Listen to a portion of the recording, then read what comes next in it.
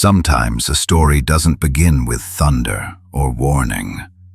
Sometimes it begins in the softest place, right where a person thinks nothing remarkable could ever happen. And on a quiet morning in the foothills of Colorado, that's exactly how everything should have gone wrong.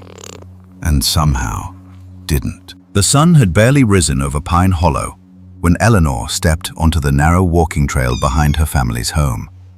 She liked those early hours. They felt untouched, like the day hadn't yet decided what it wanted to be. The air carried the scent of dry cedar and cold stone, and the only sound was the hush of wind searching its way through the branches. It was the kind of morning that makes a person breathe a little deeper without realizing it.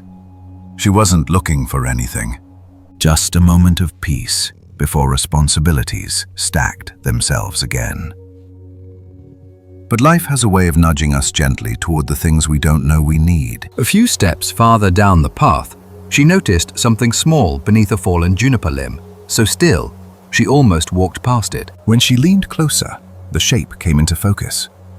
A tiny body, curled in on itself, trembling the way only new life trembles. Its fur was patchy, still carrying that downy softness of something barely brought into the world, 2-week-old at most. Eyes squinting against the light, a bobcat kitten. Wild, fragile, and impossibly alone. Even from a distance, Eleanor could hear the faint sound it made. Something between a mew and a breath, a sound that doesn't ask for help, but quietly reminds the world it exists. It's difficult to explain what happens inside a person in a moment like that. Logic steps back, and something older, something instinctive, something human moves forward. It wasn't bravery, it wasn't recklessness, it was simply kindness. The deeply rooted kind that appears when we see a creature that cannot possibly save itself. A 2-week-old bobcat kitten in the wild faces almost impossible odds. At that age, its body cannot regulate heat. Its vision is still blurred. Its ears have only just opened. It relies entirely on warmth, milk, and the presence of its mother. Without that, survival becomes a narrow window, just hours, not days. When wildlife officers later explained this to Eleanor, they spoke gently, as though trying to prepare her for the truth. Most abandoned bobcat kittens don't survive more than a single night on their own. Coyotes, cold exposure, and even simple exhaustion can take them within moments. For this little one to have made it through not one night but 2, that bordered on a miracle. And that morning, Eleanor could see the cost of that fight in every tremble of the kitten's body.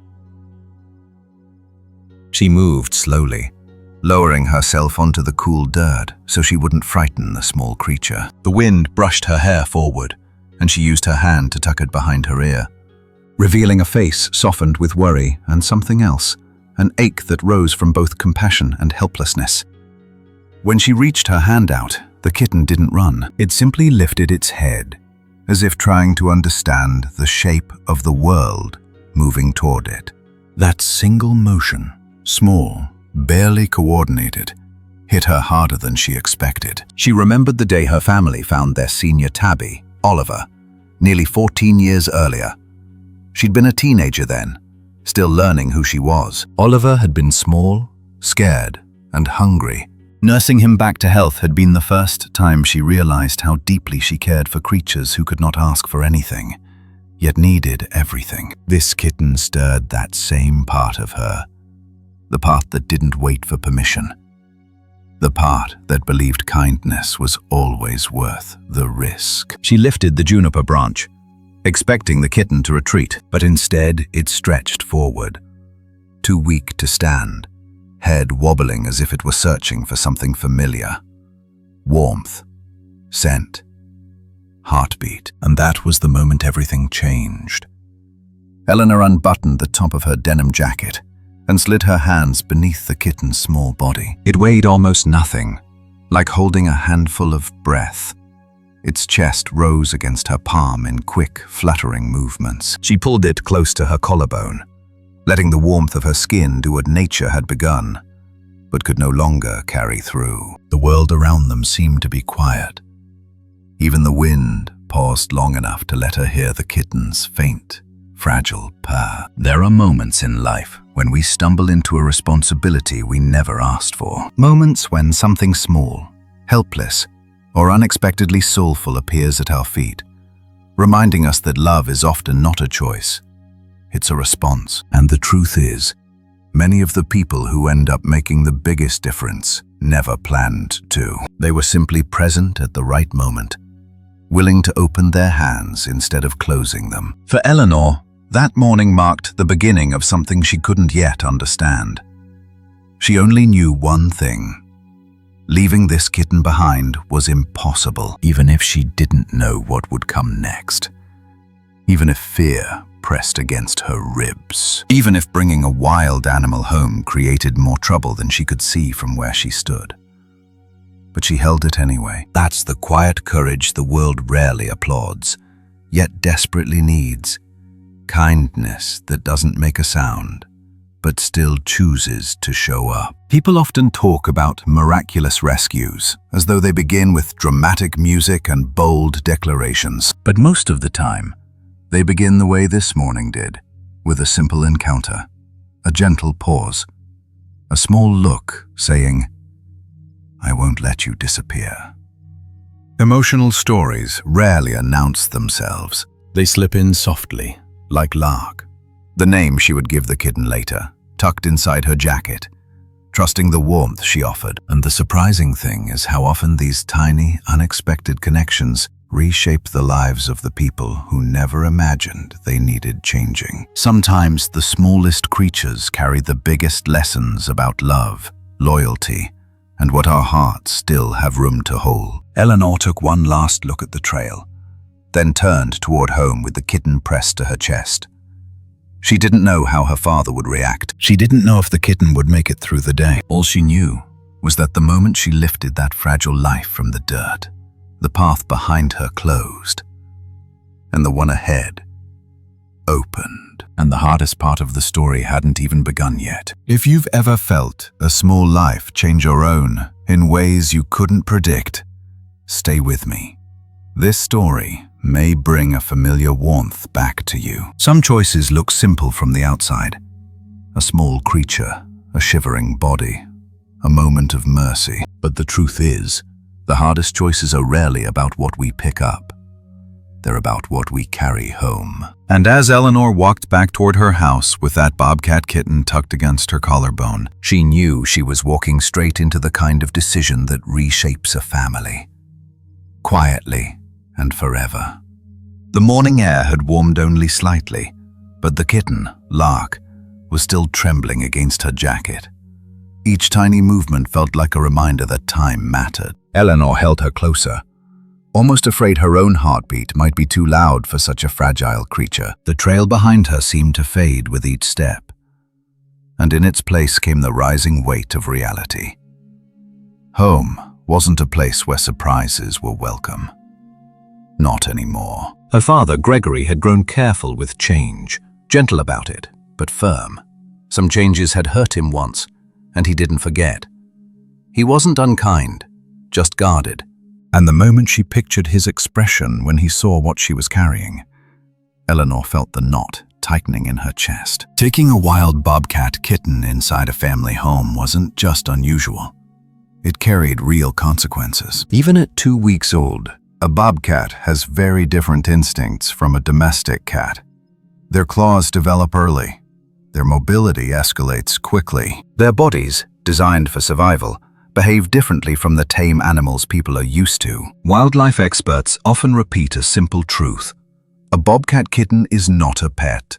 It's a temporary visitor from the wild. They require warmth, specialized feeding schedules, controlled environments, and eventually, assessment by rehabilitation professionals. Most importantly, humans must avoid imprinting, keeping the animal wild enough to return to its place in nature. But on that morning, all these facts existed only as faint echoes in Eleanor's memory. What she had in her arms was not a theory. It was a life. Small, needy, trembling, and holding it made every rule feel distant. She stepped onto the gravel drive, gravel crunching beneath her boots. The house sat quietly, pale light bouncing off its windows. Oliver, the family's senior tabby, watched from behind the screen door, old eyes, steady, patient, and knowing more than he ever let on. His presence alone reminded her of how much comfort animals had always brought into this home, even on the most difficult days. Years earlier, Eleanor's mother had once brought home a wounded songbird she'd found near the mailbox. It had been a tiny thing, feathers ruffled, heart fluttering like panic trapped in a cage. Her father had protested then too. He'd said they weren't equipped, that this home wasn't meant for fragile miracles. But her mother had insisted, and together they nursed the bird until it took flight again. Eleanor remembered the quiet pride on her father's face the day it finally lifted off from his palm. That was before loss carved its mark on him, before the pet he cherished slipped away, leaving him with more grief than he ever admitted aloud. Now, as Eleanor approached the porch, she wondered if he still carried that same capacity for softness, or if the years had buried it too deeply. Inside, she knew she would have to say something. Not just explain, but defend. Not just ask, but hope. The door creaked open slowly. Gregory was in the kitchen, radio humming a low-country tune. He turned when he heard her footsteps. The way his brows lifted, the way his expression shifted from morning calm to sharpened concern. That was the moment her impossible choice fully took shape. He didn't raise his voice. He never did. He spoke the way a man does when the world has taught him the cost of loving too easily. "What did you bring home, Elle?" She opened the jacket just enough for him to see. Lark's small face, whiskers trembling, eyes blinking slowly in the light. A long silence settled between them, one that carried history. Some silences aren't empty. They hold memory, fear, tenderness, buried beneath years of self-protection. And sometimes, they hold the distance between what the heart wants and what it believes it can survive. For Eleanor, standing there with the tiny weight of Lark against her, the silence made her feel torn. She knew she hadn't just carried a bobcat home. She had caused disruption, worry, responsibility, and something far heavier, hope that her father could find room for one more fragile thing in his life, even when a part of him feared losing anything he dared to love. Gregory stepped closer, and the small lines around his eyes tightened. "That's wild," he said quietly. "It needs more than we can give." His words weren't cold, they were protective. They were the words of a man who had once opened his heart too wide, only to watch it break in his hands. Most people assume that resistance comes from stubbornness, but when a person has lived long enough, resistance often comes from tenderness, hidden, guarded tenderness. Many older adults know that love costs something. They've learned that kindness is brave, but it can also lead to heartbreak. And so they build walls not to keep life out, but to keep pain at a distance. That morning, Gregory wasn't refusing a kitten. He was refusing the fear of losing again. And Eleanor understood that, even as she stood there wishing things were different. Oliver padded into the room, moving slowly, tail low. He approached the jacket, sniffed once, and sat down beside Eleanor's ankle, neither threatened nor startled, just present, just steady. A silent reminder that homes can hold more than one kind of heart. Gregory noticed. His gaze softened, but only slightly. "Even he knows better," he murmured. But the edge of his voice betrayed something gentler beneath the words, something almost like longing. Eleanor didn't argue. Not yet. She simply held Lark closer, letting the warmth of the tiny body answer the questions. Neither of them could speak aloud. She knew that what came next would test the thin line between compassion and caution. She knew that this house, still healing, still quiet, might not be ready for a wild kitten, whose future was uncertain at best. But she also knew something else, something she felt down to her bones. Sometimes the hardest choices are the ones that invite grace back into a home that has gone without it for too long. If you've ever stood between what your heart knew and what your fears whispered, stay with me, because the next moment in this story reveals more than either of them expected. Some moments hold more weight than the words spoken inside them. A quiet refusal can echo louder than anger ever could. And on that morning, standing in the kitchen with the faint hum of the radio behind them, Eleanor heard a no that carried years of unspoken history. But even the strongest no has a story behind it. And this one was rooted in a heart that had loved deeply, lost deeply, and never quite healed. Gregory didn't raise his voice. He didn't point or scold or demand. He simply looked at the tiny bobcat kitten nestled against Eleanor's chest, Lark's small face barely visible through the fold of her jacket, and he shook his head. "No, Elle, not this time." The words weren't sharp, they were tired, full of a weight she hadn't expected. For a long moment he just stared at her hands, cupping that trembling life as gently as any mother would. Something flickered across his expression, something like memory brushing against a bruise. He turned away then, moving toward the sink. The sound of running water filled the space between them.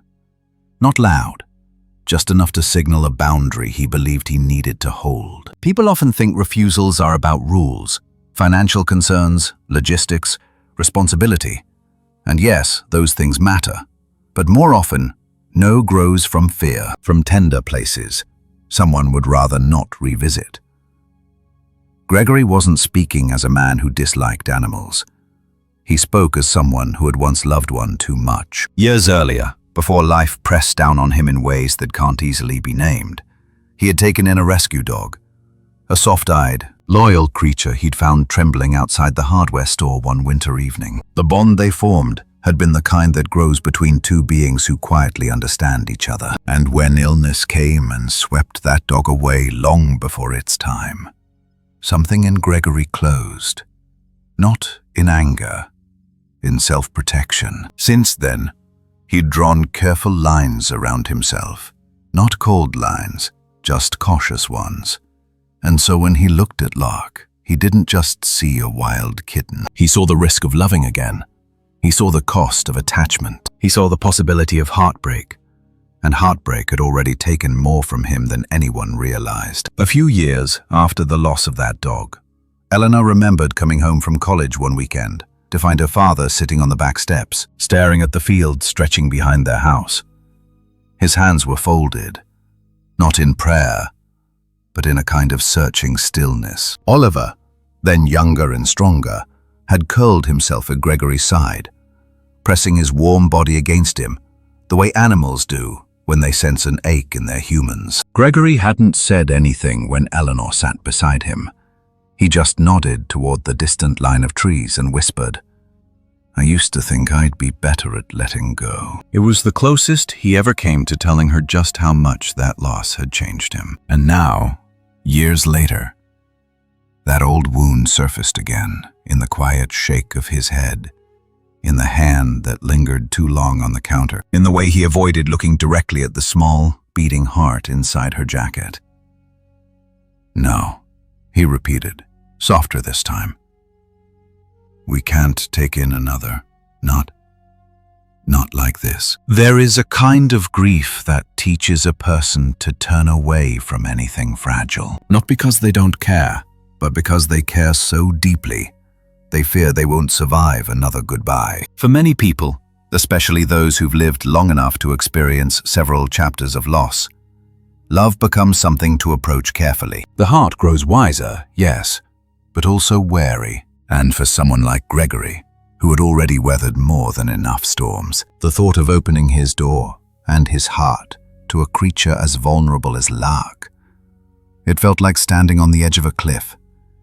He had no strength left to climb. Eleanor felt that old ache rising in him. She recognized the slump of his shoulders, the way he rubbed his thumb along the seam of his jeans, a small gesture he made only when he was fighting emotion. In that moment, she understood. His refusal wasn't about inconvenience. It was about protection. Protection of a heart he wasn't sure could open again without breaking. There's a quiet truth people don't talk about enough. Sometimes the gentlest souls hide behind the firmest boundaries. The people who say no the quickest are often the ones who once said yes with their whole heart and paid the price. And it's not stubbornness that keeps them cautious. It's love, a love that's afraid of its own depth. Gregory wasn't trying to stop Eleanor from helping the kitten. He was trying to stop himself from feeling something he wasn't sure he was ready for. And sometimes kindness looks like a closed door, not because someone wants to shut life out, but because they're afraid of what letting it in will mean. Meanwhile, Oliver moved closer again.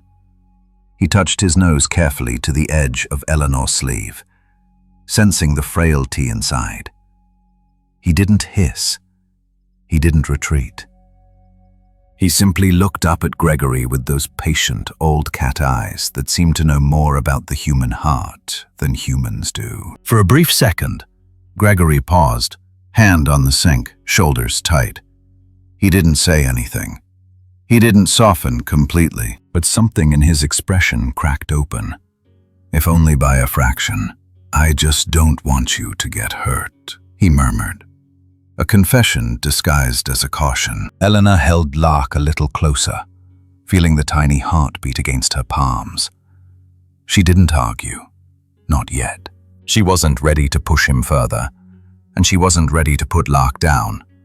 Instead, she breathed through the moment, letting the weight of it settle. She knew they couldn't stay there forever, suspended between fear and tenderness. Something would have to shift. Someone would have to step forward, and that next step would shape everything that followed. If you've ever loved something enough to fear losing it, stay with me, because the next part of this story reveals how one fragile life begins to pull a guarded heart back into the world. Some miracles unfold loudly, full of spectacle and certainty, but the most meaningful ones are often quiet, barely noticeable at first, hidden inside ordinary days that no one expects to remember. And that first day with Lark, frail, trembling, and impossibly small, became the beginning of a miracle so subtle it almost slipped past unnoticed. Eleanor carried the kitten into the guest room, the warmest corner of the house, where the afternoon light settled like a soft blanket across the floorboards. She placed Lark on a thick towel, folded twice for warmth, and the kitten immediately curled into the faint shape of a circle, instinct taking over where strength had long since faded. The house was quiet, as though it too understood the delicacy of the moment. Gregory remained in the kitchen, pretending to clean a counter that had already been wiped down twice. He didn't step into the room, but he didn't leave either. That small indecision, standing somewhere between distance and concern, told its own story. A 2-week-old bobcat kitten lives on the narrowest margin of survival. At that age, every biological need is urgent. Heat. Without warmth, their body temperature drops faster than they can recover. Formula. They rely on milk every few hours, not for growth, but simply to keep their organs functioning. Stimulation. They cannot eliminate waste without gentle assistance, something a mother normally provides. Stability. Stress alone can weaken them beyond recovery. Why wildlife rehabilitators will often say, at 2 weeks, they're not fighting the world, they're fighting time. And time, that day, felt painfully thin. Eleanor moved with deliberate care. She warmed a small bottle of kitten-safe formula, testing it on her wrist, the way she'd done years earlier with Oliver. But this time, everything was sharper, more fragile, because she knew this wasn't a house pet she was nurturing. It was a wild creature, whose survival depended entirely on her hands for this brief sliver of its life. The first feeding took patience. Lark's mouth opened weakly, latching only for a second at a time. The sound she made, soft, hesitant, almost apologetic, could have broken the hardest heart. Across the room, Gregory shifted his weight, then quietly stepped back so his presence wouldn't add pressure. He still said nothing, but something in the way he lingered spoke volumes. As Eleanor fed the kitten, She remembered a night from her childhood when Oliver had been sick. She'd sat on the kitchen floor for hours, coaxing him to drink a few drops of water from her fingers. Her mother had walked in, placed a hand on her shoulder and whispered, "Every creature deserves someone who won't give up on them." That memory came back to her now, clear, steady, comforting. She looked down at Lark, tiny paws pushing weakly against the towel as she swallowed each precious sip. Lark wasn't strong yet. She didn't purr loudly. She didn't play, or explore, or protest. But she was trying, fighting quietly, the way nature designed her to. And Eleanor felt something in her own chest shift, like a door she hadn't opened in years was easing its way into the light. Behind her, Oliver finally wandered in, old bones moving with unhurried certainty. He sat down a respectful distance away, tail wrapped neatly around his paws. He watched the kitten with a calm that only age can bring. No jealousy, no surprise, just a kind of recognition older animals often show when they sense vulnerability. It was as if he understood the assignment instantly. A newborn had entered the home, and his presence alone might help hold it together. There's a kind of magic in watching life return to something that nearly slipped away. A warmth spreads across the room, not dramatic or overpowering, but deep and reassuring. And for people who have lived long enough to know how fragile things can be, these small moments feel especially sacred. A tiny swallow, a steadier breath, a flicker of curiosity and half-open eyes. These details seem small on paper, but in real life they feel enormous, like witnessing hope take its first breath. And as Eleanor sat there, holding the warm bottle steady, she realized she wasn't just helping the kitten survive. She was reminding herself, and maybe even her father, that love doesn't only belong to the strong. It belongs to the fragile, too. Many people believe healing comes from big gestures or dramatic solutions, but sometimes healing chooses the smallest path, arriving in the form of a creature that weighs less than a pound, with whiskers barely long enough to brush the air. Creatures like Lark remind us that life often moves forward in quiet increments. A few drops of milk, a warm towel, a heartbeat settling into a steadier rhythm. These gentle actions don't change the world, but they change a world, the one inside a home, or a heart, or a family that didn't realize it was waiting for something to soften it again. Gregory didn't admit it aloud, but his posture betrayed him. The way he shifted closer when Lark whimpered, the way his breath halted when her legs wobbled, the way his eyes followed every movement, as if measuring the distance between indifference and concern.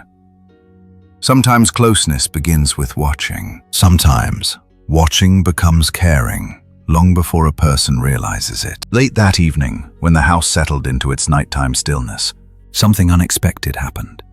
A quiet moment that would tip the balance between caution and connection, between saying no and saying something much deeper. And though Gregory didn't know it yet, the next few hours would hold the moment that melted the barrier he had spent years building. If you've ever witnessed a small life fight its way back into the world, stay with me, because the night that follows is the moment this story truly turns. Some nights arrive softly, without warning, carrying the kind of shift that only becomes clear in hindsight. A quiet turning, a moment the heart recognizes long before the mind understands. And on this night, long after the house had settled, one tiny act from a fragile bobcat kitten would undo years of guarded distance and melt a heart that believed it had closed for good. The day had been long for everyone in the home. Lark had taken in more formula than expected, though still not enough to ease the worry in Eleanor's chest. Gregory tried to stay occupied, fixing a loose hinge on the hallway closet, sorting old mail, wiping the same kitchen surface more times than necessary. But as evening deepened, he grew quiet. Perhaps it was fatigue. Perhaps it was something else. Something he didn't quite want to name. As the last bit of light slipped behind the mountains, The house fell into that familiar nighttime hush.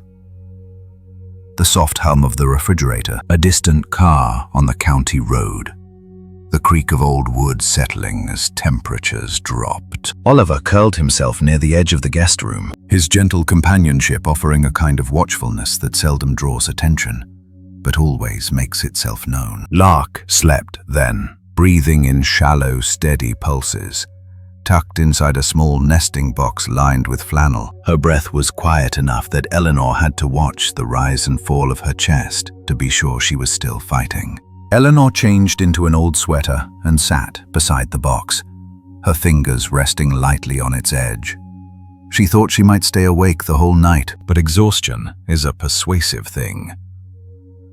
She leaned back in the chair, allowing her eyes a moment of rest, telling herself she would only close them for a minute. A minute turned into more. Bobcat kittens at 2 weeks old often experience nighttime fluctuations, changes in body temperature, brief waves of weakness between feedings, or sudden restlessness. In the wild, their mothers compensate with instinctive closeness, using warmth, heartbeat, and scent to keep the kitten regulated. Without the mother present, these needs become unpredictable. A kitten might stir, seeking heat. It might cry, or it might wander, barely balanced, toward the nearest source of comfort it can find. That night, that instinct would lead Lark somewhere surprising. The moon was high when she awoke. Her movements were clumsy, paws splaying outward, head wobbling from the effort of simply lifting it. But beneath the weakness lived a quiet determination, something wild, soulful, and ancient, the instinct to find a heartbeat. She nosed at the blanket, then at the edge of the box, and with surprising resolve, she toppled over it. The fall was small, barely more than a soft thud against the rug, but it was enough to wake Oliver. He lifted his head, ears twitching, observing the kitten with a patience only age can teach. And then, almost ceremonially, he stood and padded beside her, nudging her upright with the side of his whiskered face. Lark blinked, steadying herself. Then she walked, wobbly, slow, but determined. Gregory had settled into his armchair for the night, a book open on his chest. He didn't intend to sleep there, but the day had worn him down. The living room light was dim, just a single warm lamp casting a soft glow against the wood-paneled walls. Outside, the wind sifted through pine branches, carrying with it the hush of a quiet Colorado night. When Lark reached the doorway, she paused. Her small body swayed once to the left, once to the right, as though testing the balance between instinct and exhaustion. And then she stepped forward, into the room that held the one person who had firmly said no. She made her way across the floor, guided not by logic, but by something deeper, an ancient recognition of warmth. With one final push, she reached the base of Gregory's chair. The incline proved too steep for her tiny paws, so she stretched upward, claws barely catching the fabric, and made a soft, breathy sound, half mule, half request. He stirred, but didn't wake. Oliver watched from the doorway, tail curled neatly around his paws, a silent guardian, witnessing something sacred unfold. Lark tried again. Her tiny claws found a better hold. She climbed, not gracefully, not confidently, but with the kind of courage only small creatures seem to possess. She reached Gregory's chest at last, collapsing onto the soft fold of his shirt. Her head nestled just beneath his chin, where she could feel the steady, reassuring thump of his heartbeat. And then, something rare happened. She let out the smallest, quietest purr, so gentle it almost blended with the rustle of the chair fabric. Some moments don't need words to carry their meaning. Some moments simply rest on the chest of a man who never expected to feel this kind of closeness again. Gregory's eyes fluttered open. He didn't move at first. He didn't dare. He simply stared at the fragile creature curled against him, tiny heartbeat pressed to his own.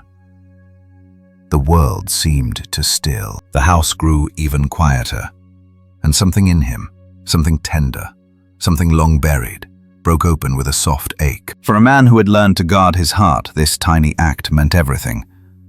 It wasn't dramatic. It wasn't loud.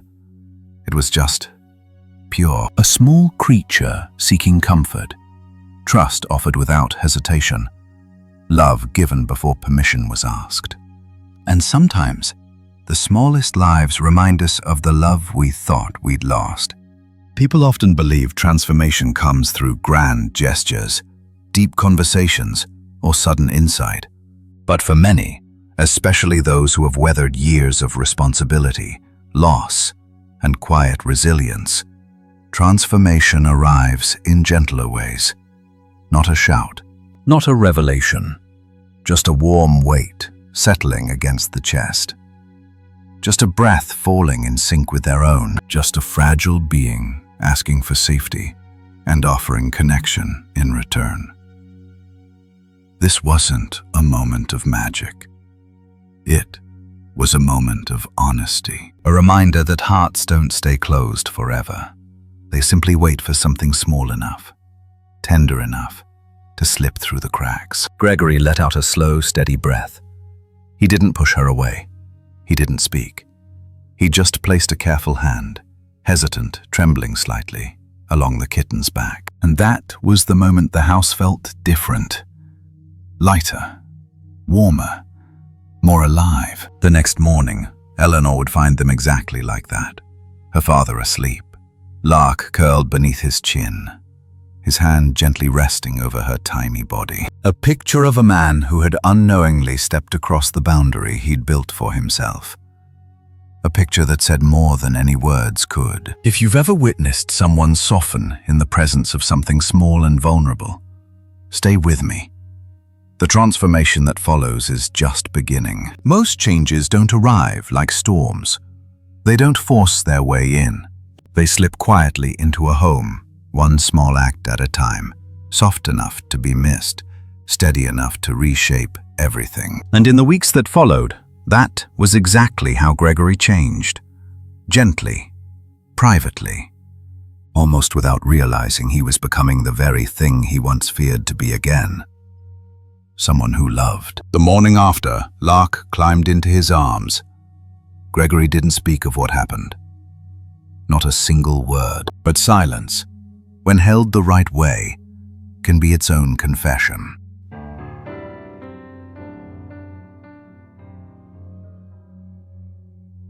He came into the kitchen earlier than usual. He made the coffee a little too strong. He paused at the doorway of the guest room longer than he meant to. He told himself he was checking in on Eleanor, checking in on the situation, staying informed. But his eyes kept drifting toward the tiny flannel-lined box, toward the fragile life he had allowed to sleep against his chest just hours before. Eleanor noticed, of course, not because he said anything, but because she had lived alongside her father long enough to understand the small ways he revealed himself. The way his steps hesitated. The way his voice softened when he asked about Lark's feeding schedule. The way he held his breath when the kitten let out a faint cry. This was not the way a man uninvolved behaves. This was someone being pulled back into something he had quietly missed. Caring for a recovering bobcat kitten requires more than formulas and warm bedding. It requires routine, steady, predictable moments that anchor both the animal and the humans who care for it. Those routines shape a home, preparing dawn feedings, warming small towels, cleaning tiny bottles, watching breathing patterns, and noticing subtle shifts in strength. For the caregiver, these tasks create rhythm. For someone like Gregory, who once swore he would never open himself to that rhythm again, routine becomes the bridge between caution and connection, and that bridge forms long before love is acknowledged. One evening, just after sunset, the house glowed with the warm amber light of old lamps. Those kinds of lamps families keep not for brightness, but for comfort. Eleanor was heating formula on the stovetop, swirling the bottle gently to keep the temperature even. When she turned around, Gregory was standing nearby. He didn't ask permission. He didn't announce himself. He simply held out his hands, Not to take the bottle, but to feel whether it was warm enough. It took her by surprise, not because the gesture was grand, but because it was subtle and deeply familiar. It was the exact gesture he used to make when Eleanor was small, testing the warmth of her cocoa before handing it to her on winter nights. The instinct had never left him. It had only gone dormant. Without speaking, he took the bottle and walked to the guest room. He sat down slowly beside Lark's box. When Eleanor peeked in moments later, she saw him cradling the wild kitten in the crook of his arm with a tenderness that came from someplace old and rarely touched. He guided the tiny bottle toward her mouth, his hand steady despite the emotion she could see flickering behind his eyes. It was the first time he fed her. The first time he let himself be fully part of her fragile recovery. A small act, and yet monumental. There is something deeply healing about caring for a creature that asks for nothing more than warmth and patience. No demands, no expectations, just presence. For people who carry loss quietly, these small caretaking rituals offer something words never can. A chance to feel useful again, a chance to be needed, not overwhelmingly, not loudly, but gently. Gregory didn't talk about what he was feeling.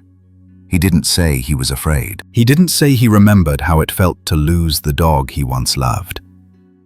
He didn't explain why he stood a little too long beside the kitten's box each night. But he didn't have to. Some truths don't need language. They live in the soft way a person touches a small body. The way they clear their throat to hide emotion. The way they stay awake longer than necessary, just to be sure a creature is breathing steadily. The world often measures love by dramatic gestures, big declarations, sweeping movements, visible devotion. But the older we get, the more we learn that real love shows up in quieter ways. Love is placing a blanket nearer to the heat vent so a small animal won't get cold. Love is pausing a radio station because the kitten stirs at the sudden volume. Love is pretending you were just passing by when you've actually been listening from the hallway for minutes. It's easy to overlook these gestures, but to the heart ready to heal, they are everything. And it wasn't just Gregory who transformed. The entire home shifted with him. Oliver began to nap closer to Lark each day, offering his silent mentorship. His patience taught the kitten the unspoken rules of the household. And though he was older, slower and wiser, something about Lark's presence seemed to give him purpose again, as though he recognized his role in this new chapter. The house itself became warmer, more peaceful, more human. A place where healing didn't announce itself, but simply happen. As the weeks turned into months, this slow, quiet transformation grew roots, deep ones. Lark became stronger. Gregory became softer, and the home that once felt wrapped in caution began welcoming light again, in ways none of them expected. But the most beautiful part of this transformation wasn't found in the routines or the small acts. It was in how the home itself began to feel whole again. If moments like these remind you of how healing can slip into a home unnoticed, stay with me. The next chapter shows how small routines become the heart of a family. Most healing doesn't arrive all at once. It comes in pieces, quiet, scattered, almost hidden inside the routines of everyday life. And before a person realizes it, those small pieces start forming something steady, something warm, something like home. And in the months that followed, that's exactly what happened here. Not through grand changes, but through the soft, ordinary moments that stitched a family back together. Lark was stronger by then, still small, still carrying the wildness of her species, in the way her ears perked at every sound. But she no longer trembled from weakness. Her steps held more purpose. Her eyes stayed open longer. Her breath, once shallow and fragile, now came in steady rhythms. And with the kitten's growth came something just as remarkable, the quiet reshaping of the home around her. A household doesn't change only when people talk through their differences or make firm decisions. Often, change begins in the unnoticed ways people move around each other. The older members of a home, whether human or animal, set the emotional weather, their comfort, their moods, their subtle peace or unease. All influence the atmosphere more than they know. When someone guard softens, the entire space softens with them. When someone healing finds a new source of purpose, the rooms feel fuller, warmer, more alive. This is the kind of shift Lark brought, not by demanding space, but by existing in it, with quiet sincerity. And Gregory, once the firmest part of the house, slowly became its gentlest. On one particular afternoon, the wind carried the smell of sage through the open windows. The light was calm, the kind that settles gently over old wooden floors. Eleanor was in the kitchen rinsing fresh herbs, while Lark batted softly at a fallen sprig of rosemary. Oliver sat near her, tail wrapped around his paws in a gesture of patient mentorship only senior cats seem to understand. Gregory entered the room without speaking. He placed a cup of tea on the counter for Eleanor, a small courtesy he hadn't done in years, not because he didn't care, but because the habit had somehow faded over time. Then, without ceremony, he bent down and picked up Lark. Not with hesitation, not with that careful resistance he carried in the beginning, but with the familiarity of someone who had made peace with the presence of a new, delicate life. He held her against his flannel shirt, her small face tucked beneath his chin, just as she seemed to prefer. Oliver watched with calm approval, then moved a little closer, settling at Gregory's feet as if anchoring the moment. It wasn't dramatic. No one said anything profound. Nothing significant appeared to happen, yet it was one of the first times Gregory carried Lark openly, without explaining himself, without pretending he wasn't attached. He didn't talk about responsibility. He didn't warn about being cautious. He simply let himself enjoy the warmth of a creature who trusted him without question. That's the kind of moment that tells the truth about a family. There's a feeling that returns to a home when tenderness settles back in. A feeling many people recognize but struggle to name. It's not excitement. It's not cheerfulness. It's not even joy, exactly. It's peace. A sense that the walls have stopped echoing with worry. A sense that routines are no longer performed out of duty, but out of affection. A sense that each member of the home, human and animal, knows their place is safe. For older adults, especially, peace means more than a quiet house. It means connection, purpose, and the comforting reminder that life still has room for softness, even after grief has made its mark. As Gregory moved around the house with Lark perched against him, the peace in him spread outward. Eleanor felt it in the way he lingered near the stove while she cooked. Oliver felt it in the way Gregory's hand brushed his back during quiet evenings. And Lark, still so small, felt it in the steady beat of the heart she leaned against. These simple moments don't look like much, but they're the foundation of a home's healing. When we think of heartwarming stories, we often imagine big turning points, grand gestures, declarations of loyalty, the kind of moments that become the highlight of a happy ending. But real transformation rarely looks like that for families, especially those shaped by the realities of aging, by older pets, by memories both tender and painful. Healing looks like tiny adjustments. A softer tone in the father's voice. A cat who no longer sleeps alone. A young woman who notices her family breathing a little easier. Quiet evenings filled with gentle conversation instead of silence. A wild kitten whose presence invites everyone to slow down. These moments don't demand attention. They simply build trust. And as the weeks passed, they also built something deeper. Belonging. Not the loud, unmistakable belonging that leaps out in pictures, but the quiet kind. The kind that grows in the corners of rooms, in the spaces between sighs, in the warmth shared between creatures who never needed to speak to understand each other. It was in these soft routines that the home began to feel whole again. And then came one evening, just as the mountains turned blue in the fading light, when that sense of belonging revealed itself in a way no one could ignore. It was simple, small, and deeply human. A moment that showed just how much this little bobcat kitten had changed their lives. Not through wild leaps or dramatic scenes, but through the kind of gentle miracle that stays with a family forever. If you've ever witnessed a home grow warmer simply because love returned to it, stay with me. The final chapter holds the tender moment this entire story has been leading toward. Some endings don't feel like endings at all. They feel like a quiet arrival, like something that took its time crossing a long landscape, only to settle gently in the palm of a hand that didn't know it was waiting. And on one peaceful evening, when the light softened across the foothills and the house exhaled its own kind of calm, Gregory offered the smallest gesture, a gesture that confirmed this was no longer just a rescue story. It had become a story of love rediscovering its way home. It happened just after dinner.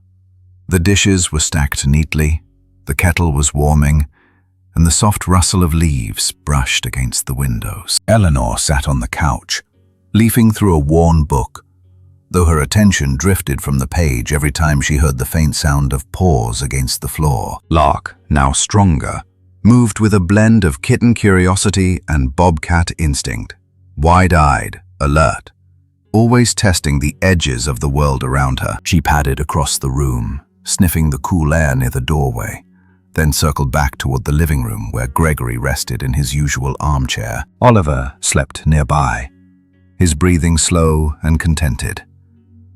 Lark paused at Gregory's feet. She tilted her head, studying him the way animals do, quietly, with a sense that goes deeper than sight. By this point, Lark knew her rhythms, her safe spaces, her feeding times, and the warmth she could always return to. But bobcat kittens, even in a home setting, still follow their instincts.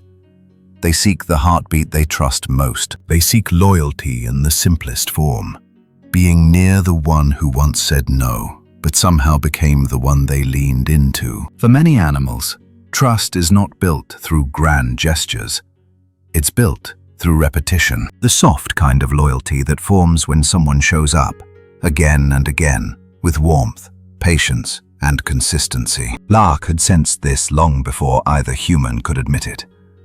And now, she made her choice. Without hesitation, she climbed into Gregory's lap. No wobble this time, no trembling. Just a steady, instinctual movement toward the person who had spent months pretending not to love her, while quietly proving otherwise. She circled once, tiny paws kneading at his shirt, then curled directly over his heart, right where she had slept, on the night everything changed. Gregory inhaled sharply, not in surprise, but in a way that revealed how deeply the moment reached him. He looked down at the soft bundle of fur resting against him. Lark's breathing slowed, syncing with his. Her whiskers twitched ever so slightly each time he shifted. And then Gregory did something simple, something quiet, something that gave this entire heartwarming story the ending it deserved. He placed his hand gently, carefully, meaningfully, over her small body. He didn't lift her. He didn't adjust her. He just rested his hand there, a gesture as steady as a promise. The hand that once held distance now held devotion. The hand that once feared loss now embraced presence. The hand that once said no stayed. There's something undeniably soulful in moments like this.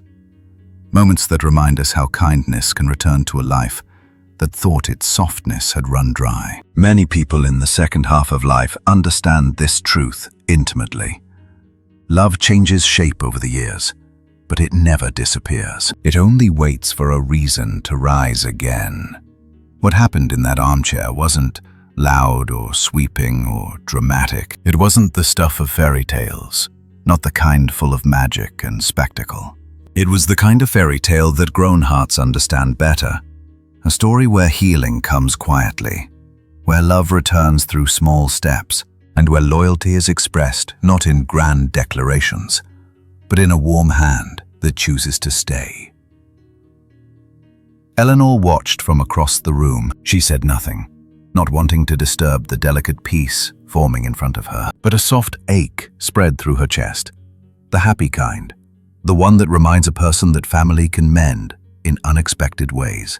Oliver blinked open his eyes, lifted his head, and watched the scene unfold. In his slow acceptance, in Lark's peaceful breathing, in Gregory's gentle touch, there was a sense of something larger than the moment itself. A sense that this little rescue had softened not just one heart, but the entire home. Stories like this stay with us, not because they are dramatic, but because they echo our own quiet longings. Many people carry memories of the pets who stayed, the ones who left, and the ones who helped them through seasons of loneliness, grief, or transition. And when a small, vulnerable creature is welcomed with love, it reminds us of the better parts of ourselves, the parts that still believe in kindness, still hope for connection, still trust that life can feel happy and full again. This was it. It was in the simple act of placing his hand on her back.